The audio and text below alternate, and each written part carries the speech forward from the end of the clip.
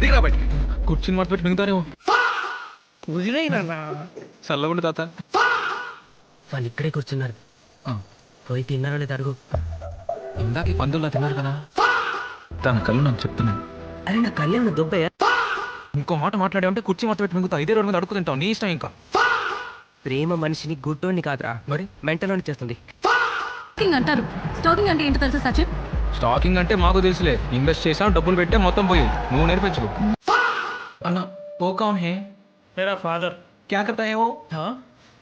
చచ్చిపోయారా? ఒక పిల్లని సెట్ చేసుకోవడానికి హెల్ప్ చేస్తున్నావు, వదిలేస్తున్నా. లేదంటే కుర్చీని మాట పెట్టి మింగుతా. ఏం చేస్తున్నావు? అంటే ఫస్ట్ టైం ఏసీ కంపార్ట్మెంట్ ఎక్కాను. ఏం చేయాలో తెలియక అలా చేశాను sister.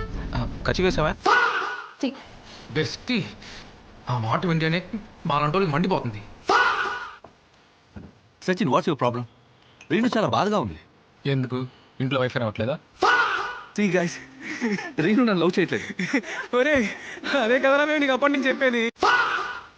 Reenu, let me explain. నేను అప్పుడు విశాఖపట్నంలో గట్టి పిక్కడానికి వెళ్ళావా? చాలా నీలాంటి వాళ్ళు ఏమంటారు తెలుసా? శాతగాని కొడుకులు. ఆ కండలు అవసరం లేదు. నిన్ను కొట్టలేక కాదు, నా నోటి మాటలకే మటర్ అయిపోతావు.